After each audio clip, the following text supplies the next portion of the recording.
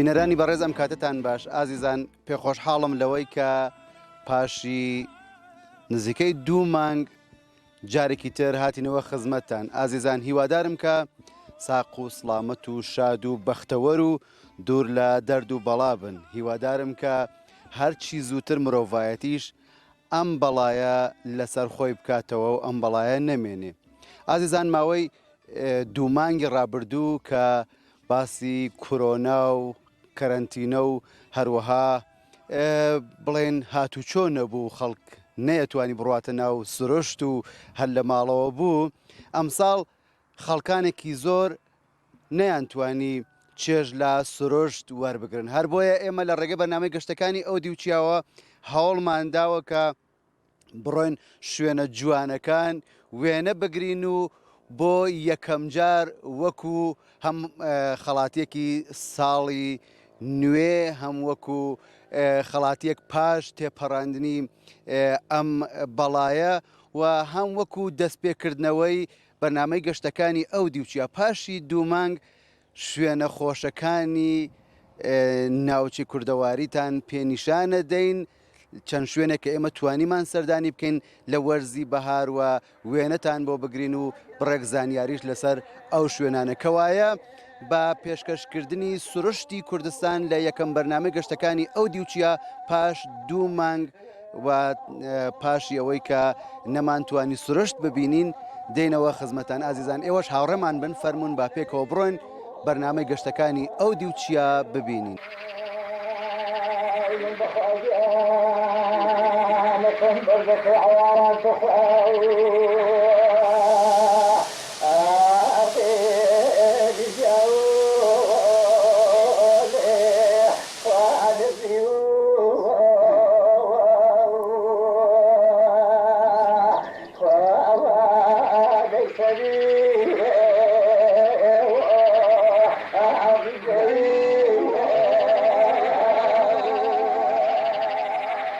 ئازیزان هەموو کوردستان عینی بەهەشتە. کون و قوشبنی ئەم نیشتیمانە جوانی وای لێیە کە زۆر جار کەس پێی نەزانیوە یان زۆر کەم پێیان زانیوە. ئێمە لە بەرامبەری پیازە و لەم لاشەوە لە بەرامبەری کوڕەمیانە و لە بناری قەڵای پیرباڵێنان لە پشت ئاوایی تفڵی لە ناوچەی سۆڵاوە و شامیان گۆم و گۆلێکی خنجیلانە و جوانی لێیە. گۆلی زەل بەدڵنیاییەوە بەهۆی هەبوونی زەل لە ناو لە دەوروبەری ئەم گۆمەیە پێیان وتووە زەل.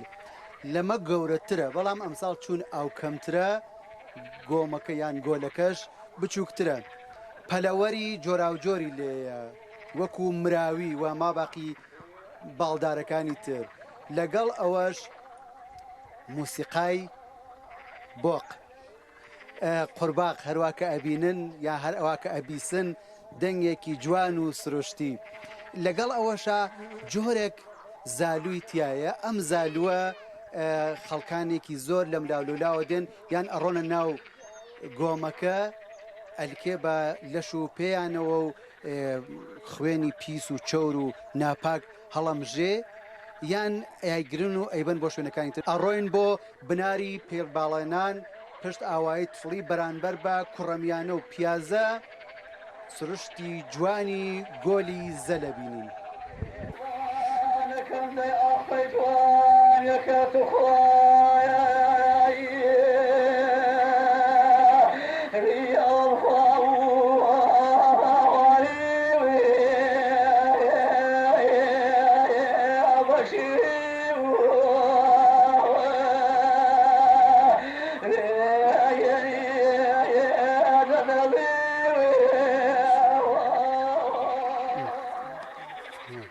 گۆل و گۆمی زەل لە ناو دارستان و لە بناری شاخدا زۆر بە جوانی خوانوێنێ.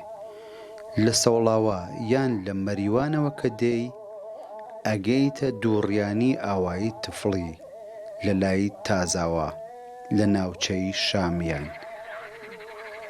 لە ئاوایی تفڵیەوە نیو کاتژمێر تا کاتژمێرێک ڕێگایە.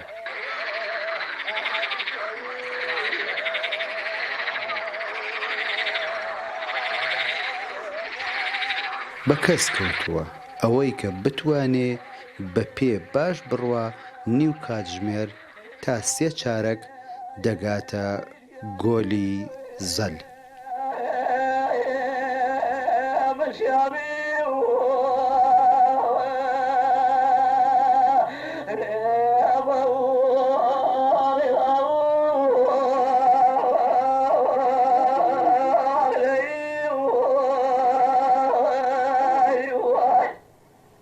لە ئاوایی تفڵی بەرەو قەڵای پیرباڵێنان ئەڕۆیتە سەرەوە. لە خوارەوە هیچ هەست ناکەی کە لەو سەرەوە دەشتایی و گۆمێکە بێ. کاتێکە ئەگەیتە بناری قەڵای پیرباڵێنان گۆمی زەل خۆیانوێنێ.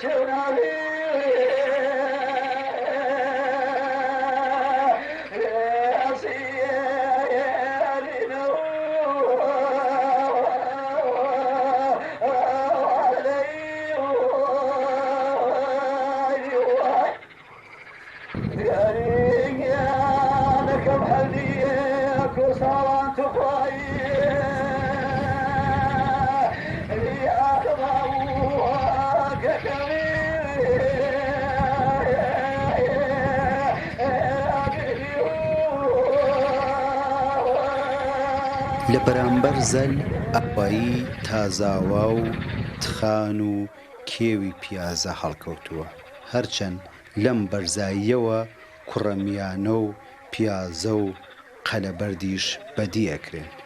پیرباڵێنان واکە ئەڵێن لە 99 پیرەی هەورامانە، بڕێکیش وەک دەسەڵاتدار و سەرۆک و فەرمانڕەوا ناوی لێ ئەبن. ئاوی گۆمی زەل لە بنەوە هەڵەقڵێ و بە دڵنیاییەوە لە شاخەکانەوە سەرچاوە ئەگرێ. هەبوونی زەل لە ناو و دەوروبەری گۆلەکە بووەتە هۆی ئەوە ناوی بە گۆمی زەل بهێنن.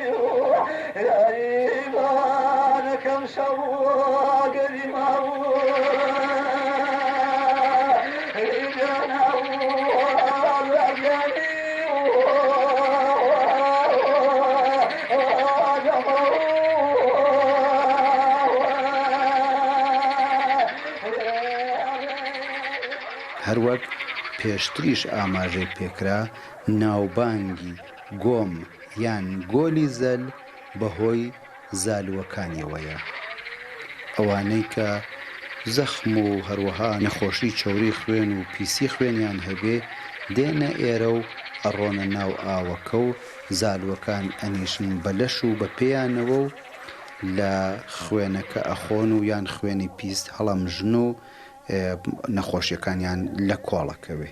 جیا لە زالوو یەکێ لە تایبەتمەندیەکانی ئەم گۆلە هەبوونی بڕێک پەلەوەرە، بە تایبەت چۆنە و مراویەکی تایبەت کە دیمەنێکی جوانیشی بەم شوێنە بەخشیوە. بڕە ساڵ بەهۆی نەبوون یان کەمی بەفر و بارانەوە گۆمی زەلیش کەم و بچووکە بێتەوە، وە ساڵانێکیش کە بەفر و باران زۆر بێ پەل ئەهاوێ و گەورەترە بێت.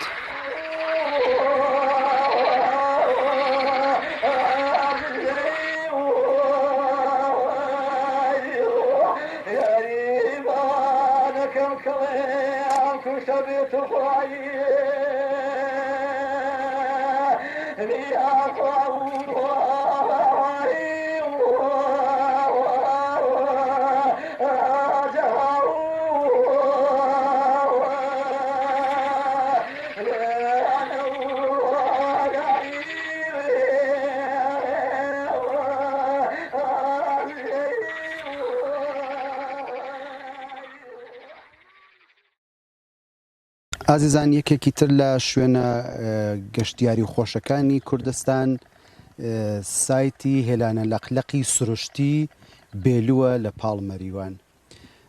واکە ئەڵێن بڕێک ئەڵێن کە گەورەترین سایتی هێلانە لەقلەقی ڕۆژهەڵاتی ناوەڕاستیان خاوەرمیانەیە، بڕێکیش ئەڵێن نات گەورەترین سایتی هێلانە لەقلەقی سروشتی ئێرانە. لە هەر حاڵا هەر جۆرێک بێت شوێنێکی زۆر زۆر جوان و سەرنجڕاکێشە. هەروواکە ئەبینن هێلانەیەکی زۆر لەسەر دارەکان هەن، دیمەنێکی زۆر جوانی بەخشیوە بەم ناوچەیە. هەر لە زستانەوە وەختە زستان کۆتایی پێدێت ئیتر ئەگەڕێنەوە لەقلەقەکان، لە گەرمەسێر ئەگەڕێنەوە و دێنەوە ئێرە لە پاڵ گۆلی جوانی زرێبار لە بەرامبەر ئاوایی بێلوو هێلانە ئەکەنەوە و هێلانەکانیان ئامادە ئەکەن کە ما باقیکەتر بگەڕنەوە. ئێستاکە وەرزی کڕبوونیان بڵێن لەقلەقە دایکەکان لەسەر هێلکەکان کڕکەوتوون و ما باقیەکەی تریش کە بە دەوریانە هەڵەفڕن و پارێزگاریان لێوە ئەکەن. بۆیە ئەڵێن سروشتی چوون لە ئاوایەکانی تریش وەکو دەرەتفێ و یەنگیجە و ما باقی تریشکانی سەنانەوانە بەدەستکرد هێلانەیان دروست کردووە، خەڵکی ژینگە پارێز و پەلەوەر دۆست بەدەستکرد دروستیان کردووە بۆیان ئەڕۆین سەردانی ئەوێشەکەن. بەڵام باجارێ بڕۆین سەردانی سایتی هێلانە لەقلەقی ئاوایی بێلوو بکەین. فەرموون.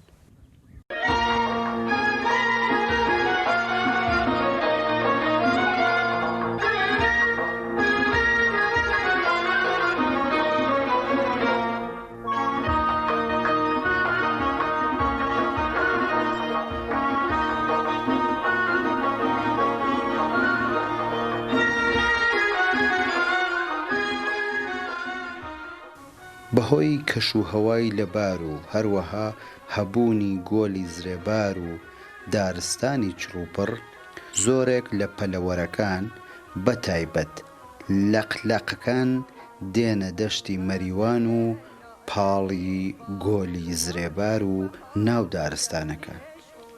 پاشی ماوەیەک لێرەشەوە بەرەو شوێنێکی تر ئەڕۆن. لە مەریوان کە بۆم باشماخ ئەڕۆی، پاش تێپەڕکردنی 5 تا 7 کیلومتر ناگەیتە سێڕای بەردەڕەشە، سێڕیانیەکی تر هەیە لە ڕاستەوە و ئەڕۆیت بەرەو ساوجی و دەرەواران و بێلوو و ماباقی ئاوایەکانی تر کە لەوێوە تێپەڕیت شوێنێکەیە بە ناوی شارەکی سنعەتی. ئەوە شتێ ئەپەڕێنی ئەگەیتە سێڕایی بێلوو. ئاوایی بێلوو زێد و ماوای هۆنەر و کەڵەپیاوی بواری ئەدەبی کوردی کاکە حەمەی بێلوو واتە مامۆستا ناریە. نازنین باغچه دلداری وفا، گلشنی عشق و صفا، امرو گلبارانه بلبلی باغی دل مست و غزل خانه، کی جلوی نازاری گل لامیوانه، لاله پیمان من گلشن میخانه من، جشنی بهارانه لاله میخانه من گلشن میخانه من، جشنی بهارانه. لە بەرامبەری ئاوایی بێلوو دارستانێکی چڕوپڕ بەدیەکرێ. هەر لە پاڵ دارستانەکەش مەزارگەی ئاواییەکەیە، واتە گۆڕستانی ئاوایەکە لە پاڵ ئەو دارستانە چڕوپڕەیە کە هاتیتە سێڕیانی بێلوو ناوجادەی بێلوو. پێشی ئەوەی بگەیتە ناو ئاواییەکە لە لای ڕاستەوە لە بەرامبەر ئاوایی بێلوو دارستانە چڕوپڕەکە ئەبینرێ کە لەسەر هەر دارێک هێلانە لەقلەقێک خۆ ئەنوێنێ.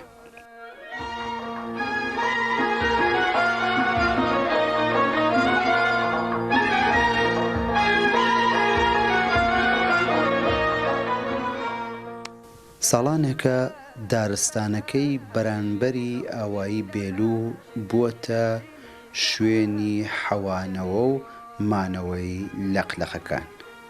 ئەم لەقلەقانە دەوروبەری کۆتایی مانگی ڕێبەندان و سەرەتای مانگی ڕەشەمە یەواش یەواش ئەگەڕێنەوە و دەسەکەن بە پاک و خاوێن و نۆژنکردنەوەی هێلانەکانیان بۆ ئامادەیانەکەن بۆ وەرزی هێلکە و کڕکەوتن.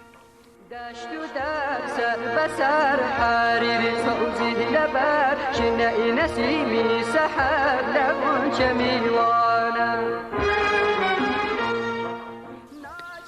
هەر لێرە بێچووەکانیان چاو بە دنیا هەڵەهێنن و سروشتی دڵڕفێنی کوردستانە بینن.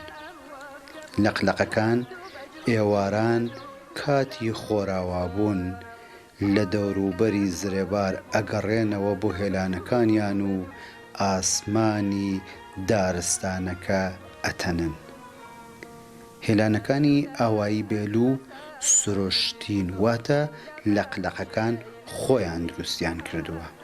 ئەم دارستانە و ئەم هێلانانە شوێنێکی جوان و یەکێ لە شوێنە گەشتیاریەکانی کوردستانە کە ساڵانە بە سەدان و هەزاران کەس سەردانیەکەن. ناچی تۆیانە یادم ئەو ڕۆژە دەرجوانە سەرخۆش و مەست و شاد وەسوانم پەیمانە پارەکە ئەم وەختە بوو هەردوو بەجود و بەدوو هەر لەم گوڵستانە پارەکە ئەم وەختە بوو هەردوو بەجود و بەدوو هەر لەم گوڵستانە. یەکێکی تر لەو شوێنانە کە لەقلەقەکان بۆ مانەوە و حەوانەوە هەڵیان بژاردووە ئاوایی دەرەتفێیە. لە جادەی دەوری زرێبار لە بینی ئاواییەکانی کانیسانان و کانیسپیکە ئاوایی دەرەتفێ هەڵکەوتووە. لەقلەقەکان لە بێلوو بە شێوەی سروشتی و خۆیان هێلانەکانیان دروست کردووە، بەڵام هێلانە لەقلەقەکانی ئاوایی دەرەتفێ زۆربەی زۆریان دەستکردن و لەلایەن خەڵکی ژینگە پارێز و دڵسۆزی ژینگە و پەلەوەرەوە سازکراون. دیمەنێکی جوان و ناوازەیان بە ئاوایەکە بەخشیوە کە بووەتە هۆی ئەوە ساڵانە سەدان کەس سەردانی ئاوایی دەرەتفێ بکەن و لە نزیکەوە لەقلەقەکان ببینن، بە شێوەیەک کە لەقلەقەکانیش لەگەڵ مرۆڤەکان ڕاهاتوون. بەڵام کاتێک کەسێک ڕووەکاتە ئەوێ لەقلەقەکان بۆ بەرگریکردن لە خۆیان و بۆ ئاگادارکردنەوەی ماباقی لەقلەقەکان جۆرێک دەنووک بە یەکدا دەدەن و دەنگێک لە خۆیانەوە دەرەهێنن کە ماباقی لەقلەقەکان ئاگادار بکەونەوە کە مەترسیەک لەسەریانە یان کەسێک ڕووی کردووەتە شوێنەکەیان.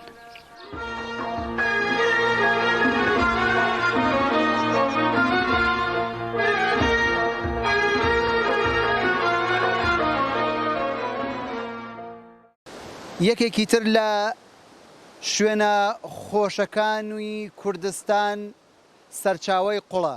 ئێمە ئێستاکە لە سەرچاوەی قوڵین، شوێنێکی پڕئاو و جوان و دڵڕفێن لە بەرامبەری کوڕەمیانە و پیازە و شاری سەوڵاوە، لە پاڵ ئاوایی دووڕۆ، لە لای مەحمواوا و باخی شێخ عوسمانی نەقشبەندی یان شێخ عوسمانی بیارە، شێخ عوسمانی دووڕۆ، شوێنێکی زۆر خۆش لە بناری کۆساڵانی سەربەرز لە پاڵ ڕۆخانەی سیروان کە بە گرمە و لرفە تێئەپەڕێ. ئەمیش خەرامان و بە خشپە خشپ دێتە سەر و تێئەپەڕێ و ئەڕژێتە ناو ڕۆخانە. با لە وەرزێی بەهار لە ڕۆژێکی خۆش ئێوە ببین بۆ سەرچاوەی قوڵ و دیمەنی جوان و دڕفێنی کوردستانتان پێپیشان بین، بۆ هیوایەکە هەر هەموو پارێزگاری لە سروشت بکەین، دار نەبڕین، سروشت کاول نەکەین، بیپارێزین و وەکو ئەمانەتێکی بە نرخ بێدەنە دەستی نەوەکانی داهاتوو.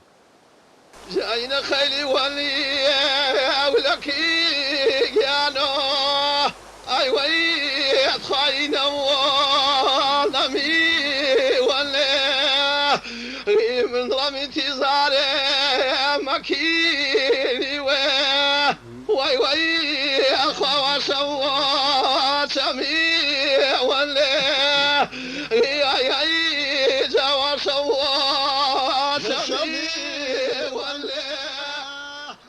لە سۆڵاوەوە کە دەی بۆ ئاوایی دووڕۆ کاتێک پردەکە تێئەپەڕێنی ناڕۆی بۆ ئاوایی دووڕۆ بەلای چەپدا لا ئەدەی ڕێگاکە ئەگریتە بەر تا ئەگەیتە شوێنێک کە هێدی ماشین ناڕوە لەوێ سەرچاوەیەکی پڕ ئاو و جوان و دڕفێنە بینی سەرچاوەی قۆڵ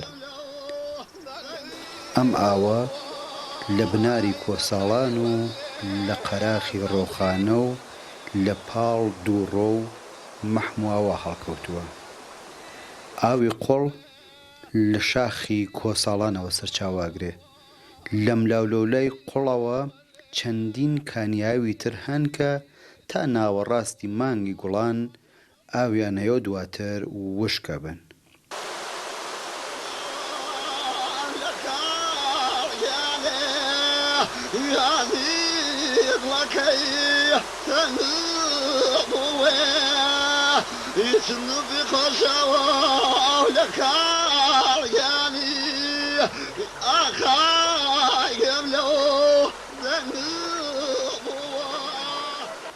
ئاوی کانی قوڵ لە ناو زەوی بە شێوەیەکی جوان هەڵەقڵێ و پاش مەودایەکی زۆر کەم ئەڕژێتە ناو ڕۆخانەوە لەو بەری سەرچاوەی قوڵەوە بەلای جادەی سۆڵاواسنە مەزارگەی هۆنەر و کەڵەپیاوی بواری ئەدەبیات واتە مامۆستا بێسارانی هەڵکەوتووە خالي ولا صديق يا نو يا عزيز والله واني موسم يطلع كم فكوتا واشي ولا اي اي جوا وعلي غمه خواجه اللي نقي جوا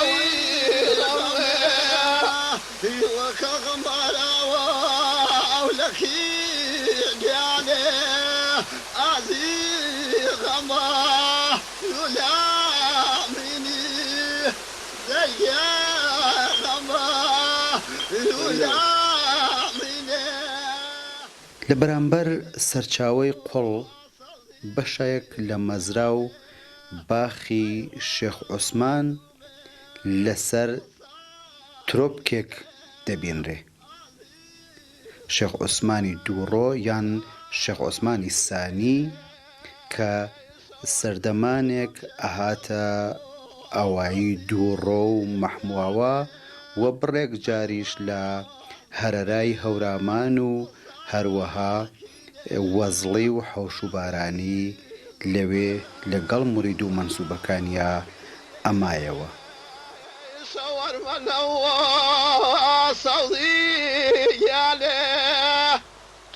واي واي ملارسواني ذبيني ويصاب يزور سوا صوضي يا نو عزيز خرج ويرميني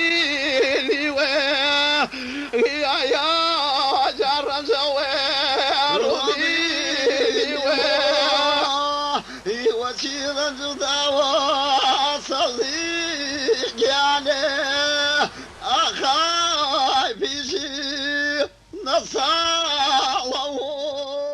خەڵکانێکی زۆر لە هەموو شوێنێکەوە بەتایبەت لە وەرزی بەهاردا دێن و ئەم شوێنە جوان و دڕفێنە ئەبینن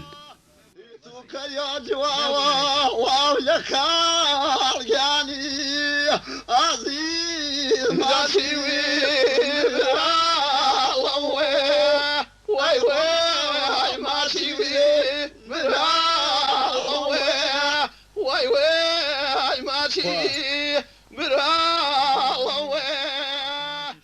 لە دەوروبەری سەرچاوەی قۆڵدا داری زۆر قەوی و گەورە هەیە و هەروەها گژوگیا و گوڵ و گوڵزارێکی زۆر جوان و دڵڕفێنە.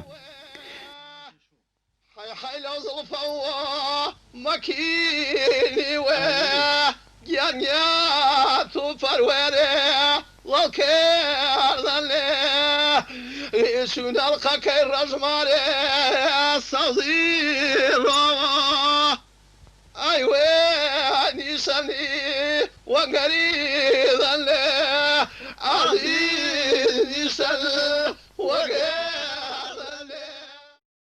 ئازیزان یەکێکی تر لە جوانیەکانی کوردستان و سرۆشتەکەی هەڵاڵە برمەکانە.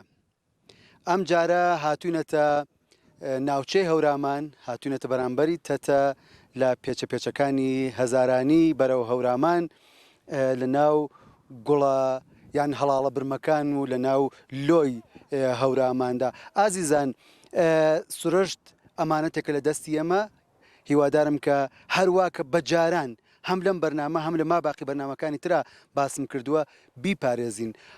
ئازیزان بڕوام پێ بکەن جاران کە ئاوایەکەی ئەمە لە خوارەوەیە، ئاوایی دەمەیە و لە دەمەیەوە ئاهاتینە چوین بۆ هەورامان هەر لە قەراخی ئەم جادەیە بڕوام پێ بکەن هەڵاڵە برمە هەبوو لە خوار و لەسەرەوە، بەڵام ئێستاکە تاک و ترۆک هەڵاڵە برمە ئەبینی، هەر هەمویان کەندووە شکاندووەتەوە ئەیبەن، پاشی کاتژمێرە دوو کاتژمێریش ئەژاکێ و سیسەبێ و فڕێەدەن. بەڵام ئەو گوڵانە ئەو هەڵاڵە برمانە لە ناو سروشت جوانن، هیوادارم کە سروشت بپارێزین. ئەیمڕۆژ کە من هاتم بەداخەوە زۆرێکیان شکاندبووەوە، زۆرێکیان پێشێل کردووە لە خوارەوەش بینیم کە فڕێیاندا بوو. بۆ هیوایەکە پارێزگاری بکەین لە سروشت، ئەڕۆینە ناو هەڵاڵە برمەکانی ناوچەی هەورامان و سروشتە جوان و ڕازاوەکەی. فەرموون.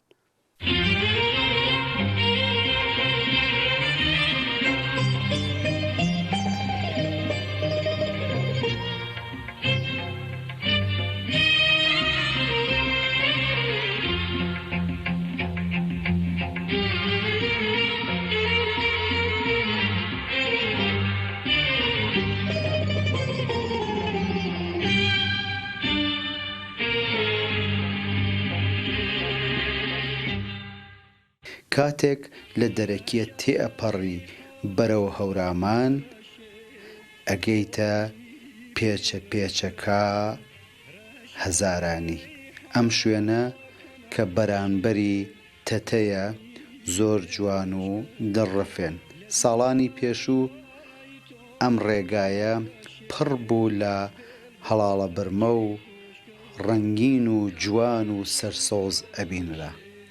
بەڵام بەداخەوە بەهۆی ئەوەی کە پارێزگاری لە ژینگە ناکرێ، بەهۆی ئەوە کە زۆرێک لە خەڵک هەست بە بەرپرسیارەتی ناکەن و زۆر جار ئەبینرێ کە ئەو هەڵاڵە برمانە ئەکەنن و بۆ ماوەی چەند خولەکێک سیس و ئەژاکێن و لەبێنەچن و بەدایبەت لە ڕێخەوە هەڵیانەکێشن.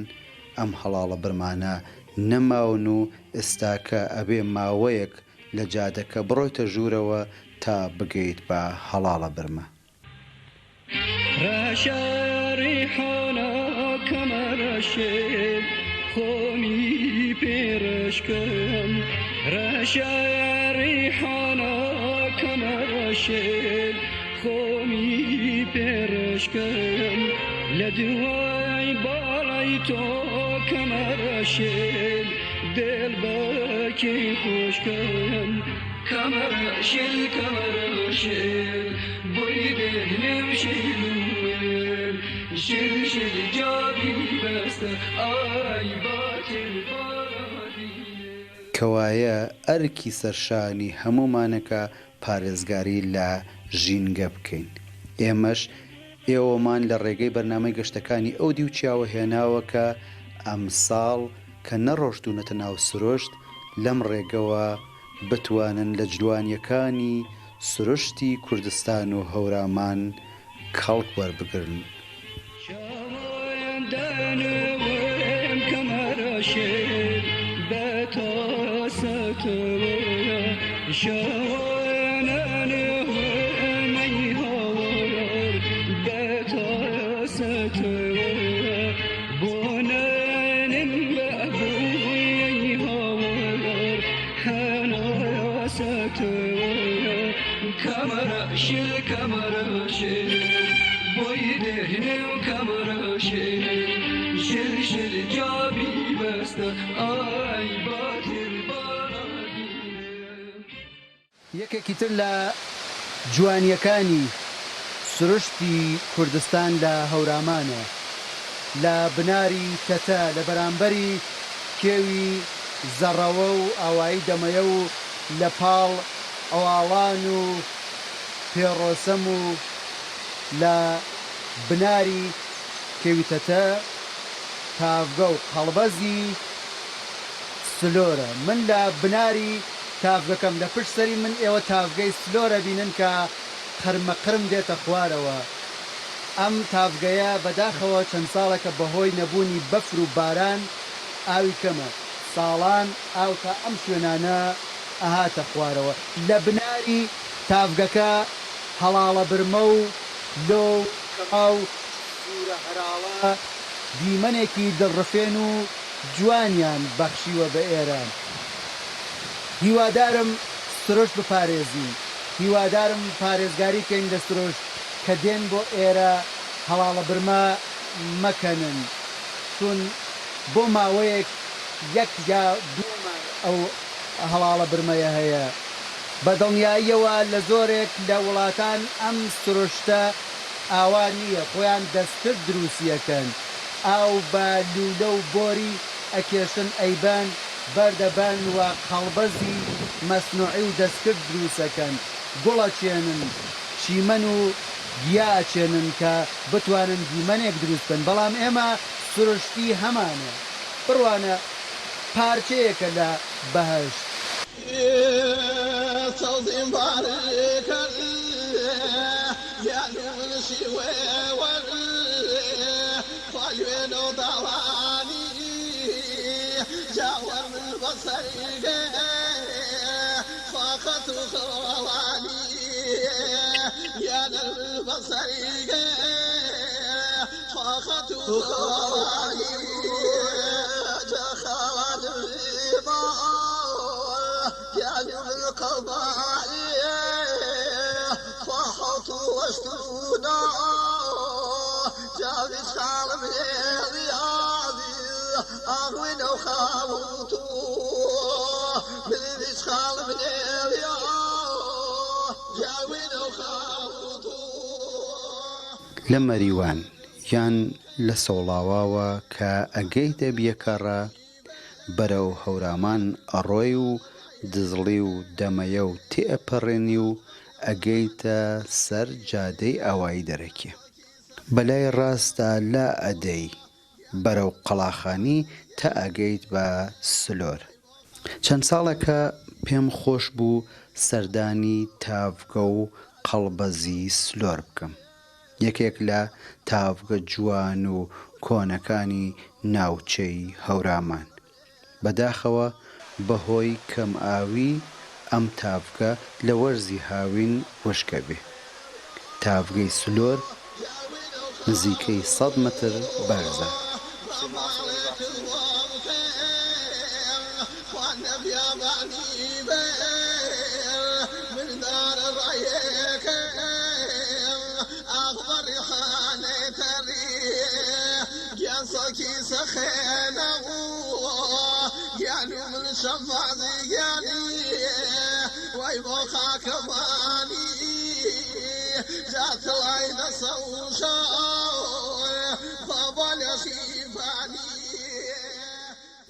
سلۆر چوون لە کوێستان و لە بناری شاخدا هەڵکەوتووە فێنک و خۆشە. بە سەدان و هەزاران جۆر گژ و گیا و گوڵ لەم شوێنە بەدیەکرێ.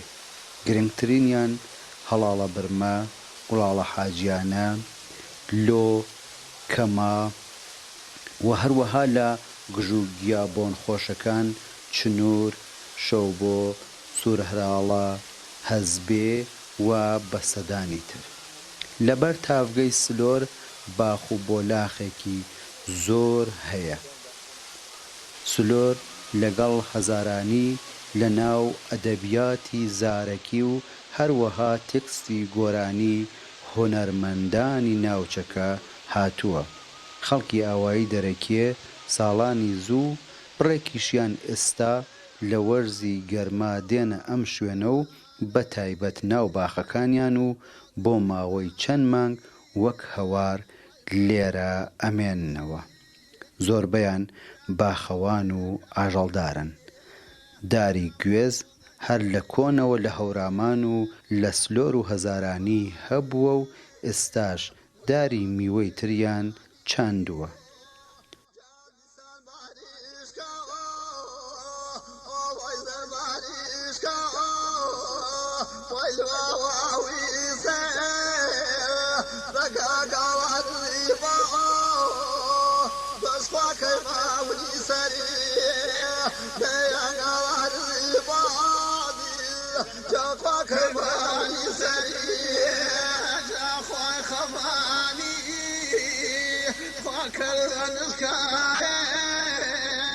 من بلا ضوين سوى والبوامين لي بصلي وغانم من بلا ضوين قالوا القمر وين لا بصلي وغانم. لەم شوێنانەدا بەدەیان داستان قوڵقاوە. هەر لە دێرین زەمانەوە شوێنێکی گرنگ بوون. سروشتی جوان و دڵڕفێن لە بناری شاخە سەربەرز و سەرکەشەکاندا. هەڵاڵە برمە و لۆ بە زۆری دەبینرێ و لەگەڵ ئەوەش گەوەن و تەڕینە لەم شوێنەدا هەیە. بە وتەی شارەزایان باشترین هەنگوێن هەنگوێنی گوڵی گەوەنە. هەنگوێنێکی جوان و بۆنخۆش و بەتام هەرچەند ڕەنگی تاریک و ڕەشە. لەگەڵ ئەوەش لە گەوەن گژاو ئەگیرێ کە وەک بنێشتە تاڵە وایە و بۆ دەوا و دەرمان و وە زۆر بەشی لە بەشی سنعەتی بەکاری ئەهێنن.